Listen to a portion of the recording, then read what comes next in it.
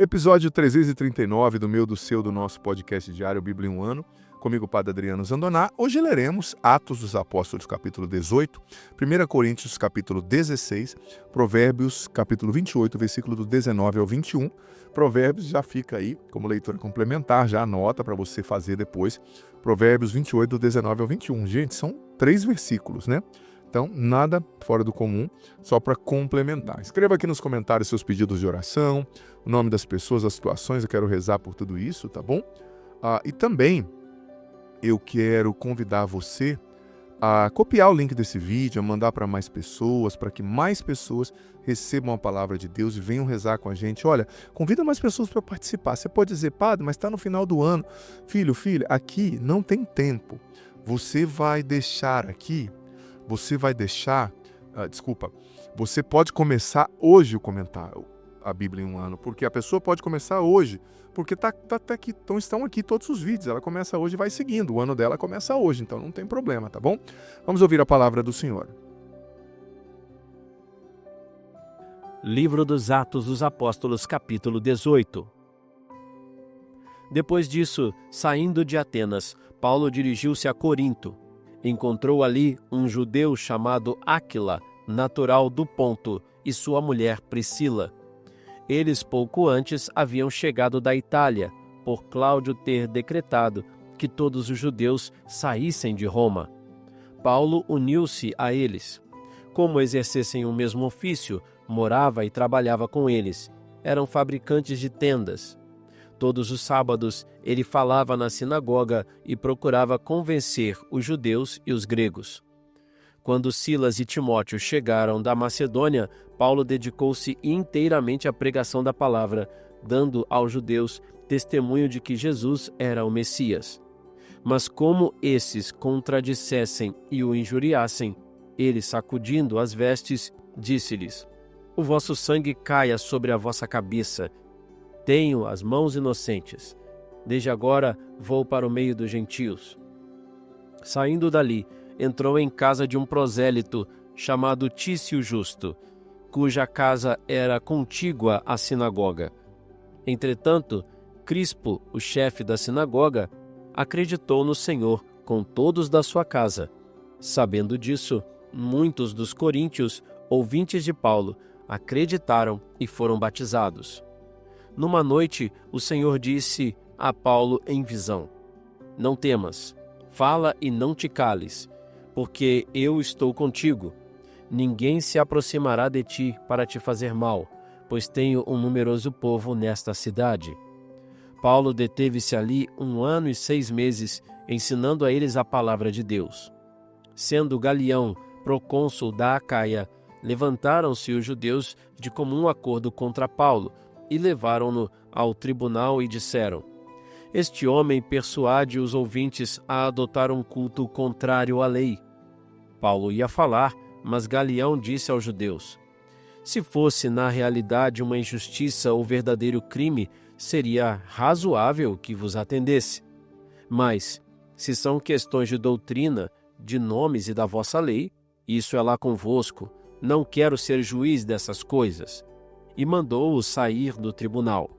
Então todos pegaram em Sóstenes, chefe da sinagoga, e o espancaram diante do tribunal, sem que Galião fizesse caso algum disso. Paulo permaneceu ali, em Corinto, ainda há algum tempo. Depois se despediu dos irmãos e navegou para a Síria, e com ele Priscila e Áquila. Antes, porém, cortara o cabelo em Cencres, porque terminara um voto. Chegaram a Éfeso, onde os deixou. Ele entrou na sinagoga e entretinha-se com os judeus. Pediram-lhe estes que ficasse com eles ali por mais tempo, mas ele não quis. Ao despedir-se, disse: "Voltarei a vós, se Deus quiser." E partiu de Éfeso. Viajou até Cesareia, subiu a Jerusalém e saudou a comunidade, e logo em seguida desceu a Antioquia. Aí se demorou apenas por algum tempo, partiu de novo e atravessou sucessivamente as regiões da Galácia e da Frígia, fortalecendo todos os discípulos. Entre mentes, um judeu chamado Apolo, natural de Alexandria, homem eloquente e muito versado nas Escrituras, chegou a Éfeso. Era instruído no caminho do Senhor, falava com fervor de espírito e ensinava com precisão a respeito de Jesus, embora conhecesse somente o batismo de João. Começou, pois, a falar na sinagoga com desassombro. Como Priscila e Áquila o ouvissem, levaram-no consigo e expuseram-lhe mais profundamente o caminho do Senhor. Como ele quisesse ir a Acaia, os irmãos animaram-no e escreveram aos discípulos que o recebessem bem. A sua presença em Corinto foi, pela graça de Deus, de muito proveito para os que haviam crido, pois com grande veemência refutava publicamente os judeus, provando pelas Escrituras que Jesus era o Messias.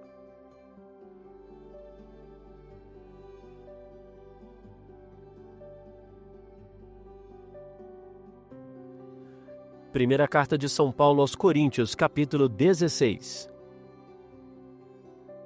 Quanto à coleta em benefício dos santos, segui também vós as diretrizes que eu tracei às igrejas da Galácia. No primeiro dia da semana, cada um de vós ponha de parte o que tiver podido poupar, para que não esperem a minha chegada para fazer as coletas. Quando chegar, enviarei com uma carta os que tiverdes escolhido para levar a Jerusalém a vossa oferta. Se valer a pena que eu também vá, irão comigo. Irei ter convosco depois que tiver passado pela Macedônia, apenas passarei por lá. Talvez fique convosco ou até passe todo o inverno, para que me leveis aonde eu tenho de ir. Desta vez quero vos ver não somente de passagem, mas espero demorar-me algum tempo convosco, se o Senhor o permitir. Ficarei em Éfeso até Pentecostes. Aí se me abriu uma grande porta à minha atividade, e os adversários aí são muitos. Se Timóteo for visitar-vos, vede que esteja sem preocupação entre vós, porque trabalha exatamente como eu na obra do Senhor.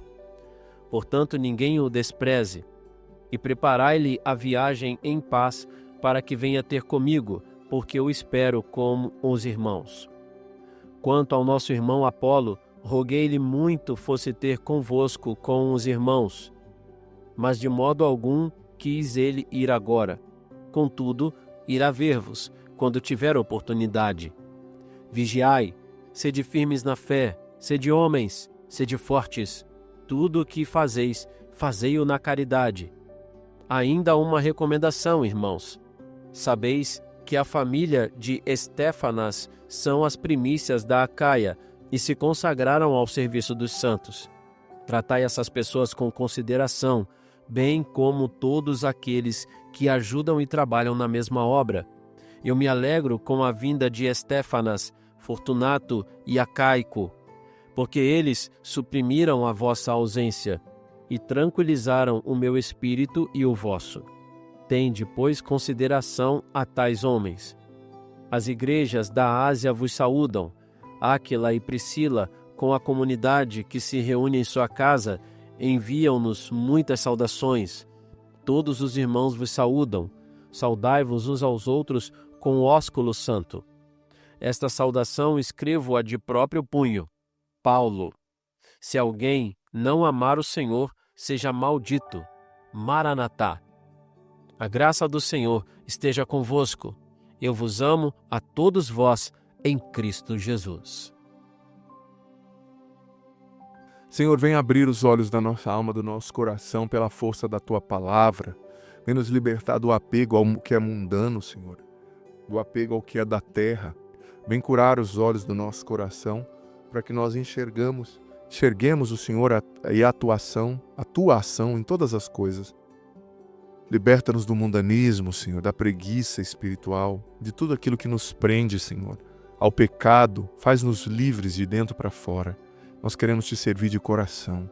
Vem com Teu Espírito falando conosco nesse estudo de hoje. Glória ao Pai, ao Filho e ao Espírito Santo, como era no princípio, agora e sempre. Amém. Atos 18 descreveu o ministério de Paulo em Corinto, né? uma comunidade muito fecunda. Nós estamos lendo junto, né, a carta de São Paulo aos Coríntios, então é legal aqui entender como começou o trabalho de São Paulo em Corinto. Ele trabalhou como fabricante de tendas aqui com Priscila e Áquila, pregou na sinagoga, após uma oposição ali dos judeus. Deus o encorajou numa visão, né, a continuar pregando, pois estaria com ele, haveria muitos convertidos, muitos cristãos ali naquela cidade, né? Ele permaneceu ali por 1 ano e meio, depois viajou para a Síria com Priscila e Áquila, depois de sua estadia em Éfeso. Olha, você sabe que Corinto, como eu já falei em outros momentos, era uma cidade de muito pecado. Pensa numa cidade que é tida como a cidade do pecado. Muita depravação, muita prostituição, uma cidade portuária, né? Então São Paulo chegou e se sentiu ali, sabe, o que eu estou fazendo aqui, né? Tem nada a ver, o povo daqui não quer saber de Deus, não quer saber de uma moral cristã, não quer saber de conversão. E Deus diz para ele: Paulo, continua a falar e não te cales. Eu tenho um povo numeroso nessa cidade, né? E é interessante, como diz o ditado, né? Onde abundou o pecado, superabundou a graça, como diz a palavra de Deus, não o ditado. E, de fato, naquele lugar de tanto pecado, Deus fez surgir uma comunidade das mais fervorosas do Novo Testamento, onde os dons do Espírito Santo se manifestavam com tanta exatidão, né? Então é bonito ver a ação de Deus. A gente não pode desanimar. Um dia a gente acha que não vai surgir conversão, onde a gente acha que as pessoas estão fechadas, muitas vezes o Espírito Santo já está movendo o coração das pessoas, sabe? Para que elas aceitem a boa nova de Deus e para que de fato a evangelização aconteça com exatidão. Então precisamos continuar falando. O resto é com Deus, né? Às vezes tem um parente na sua casa, um filho, um familiar, um vizinho, um marido, um neto, né, um pai, que você fala de Deus, você coloca na Canção Nova, você manda os vídeos do Padre Adriano Zandoná, você manda os vídeos da Bíblia em 1 ano, e a pessoa não reage, né, a pessoa não se manifesta. Então, continue falando, continue evangelizando, porque talvez por trás de um coração, de um rosto fechado, tenha um coração que já está sendo trabalhado, talhado pelo Espírito Santo. Eu lembro quando eu cheguei no meu primeiro retiro da igreja, eu já contei meu testemunho várias vezes, né? Eu usava droga, eu era usuário de droga há muito tempo, via rock satânico, né? Com aquela camiseta de uma caveira do rock satânico, com a cara de chapado, eu cheguei naquele encontro. E a mulher que coordenava o encontro falou para a pessoa que tinha me levado, né, do grupo de jovens de oração lá da minha cidade: olha, esse rapaz vai destruir o nosso encontro, por que você trouxe esse rapaz aqui, né? E de todos ali, eu fui o que mais produzi fruto, fui o único que me tornei padre. Hoje um padre que faz um trabalho a nível nacional. Então você vê, o pior, o que mais parecia que estava distante de Deus, foi o que foi mais tocado. Então a gente não pode, sabe, desacreditar da obra que o Espírito Santo é capaz de fazer. Eu era, como eu disse, o pior ali, o que aparentemente estava mais distante de Deus, o que aparentemente não ia aceitar a fé, o que usava drogas, o que ouvia rock satânico, mas foi no meu coração que Deus fez a obra mais profunda. E eu sou, digo sem falsa humildade, o fruto mais eloquente daquele retiro. Então é como São Paulo em Corinto, ele queria ir embora, Deus disse: não, Paulo, eu tenho um povo numeroso, tenha certeza que eu vou fazer aqui obras maravilhosas, né? Enfim, é isso. Vamos então para 1 Coríntios 16. É o capítulo final que contém instruções sobre a coleta para os pobres em Jerusalém, porque por causa da perseguição dos cristãos em Jerusalém, os cristãos que lá ficaram estavam passando muita necessidade. Então Paulo organizou uma coleta prática, né, uma ajuda prática para o povo de Jerusalém, os cristãos de Jerusalém. Ele deu conselhos práticos para a vida cristã também aqui em 1 Coríntios 16, como permanecer firme na fé, ser corajoso, agir com amor, apoiar uns aos outros. O capítulo também incluiu instruções pessoais sobre os planos de Paulo, saudou a igreja, encorajou Timóteo e outros líderes e, ao mesmo tempo, destacou a importância da comunidade e da vigilância espiritual, né? Foram as orientações finais, né? O encerramento com conselhos e saudações. Ele exortou os coríntios a estarem vigilantes, firmes na fé, corajosos e a fazerem tudo com amor, né? Ele falou a importância da cooperação e o respeito pelos líderes da igreja, né? A liderança não é de um ditador, mas de um servidor que responde a Deus e à igreja. E interessante, né? Os coríntios, como eu disse, era uma comunidade, era um povo de muita depravação, de muita não ética, né? Eles não tinham moral, eles eram muito antiéticos, mas quanto mais fraqueza você tem, quanto mais limite você tem, mais Deus derrama a sua graça, sabe? Quanto mais fraqueza e limite uma pessoa tem, mais Deus derrama a sua graça. Esses dias eu ouvi, né, falando da analogia aqui com a comunidade de Corinto, né, a história de um monge que ouvia Jesus, tinha alocuções, né? E alocuções, uma das alocuções, né, que Jesus falou foi para os padres, missionários, aqueles que trabalham para Deus, né? Fazendo paralelo aqui com Corinto, claro, a reflexão. E Jesus dizia, olha, não tenha medo da sua fraqueza, do seu limite, porque a sua fraqueza e limite, eles atraem graças especiais do meu coração. Quanto mais eu sei que você tem limites, mais eu te socorro, mais eu te guardo, mais eu ajo com o meu espírito. Achei bonito e tem a ver com aquilo que Paulo viveu em Corinto. Aquela comunidade perdida, humanamente falando, mas Deus fez surgir uma comunidade fervorosa, onde mais se usaram os dons do Espírito Santo, onde surgiram muitos cristãos fervorosos e bons. Então continue evangelizando, quem tem dificuldade aparentemente, quem está longe de Deus, e acredite no Senhor. Não olhe só para suas fraquezas, olhe para Ele, que Ele pode te levar além. O Senhor esteja convosco, que Ele está no meio de nós, que desça sobre vós a bênção do Senhor, Pai, Filho e Espírito Santo. Amém. Que bom ter você aqui nesse podcast diário. Leia a Bíblia comigo em um ano, a Bíblia inteira. Você é convidado a viver essa aventura de conhecer a Sagrada Escritura. Se você está chegando hoje, você pode começar a partir daqui. A partir de hoje, vai acompanhando a cada dia e você vai depois ouvindo os episódios anteriores.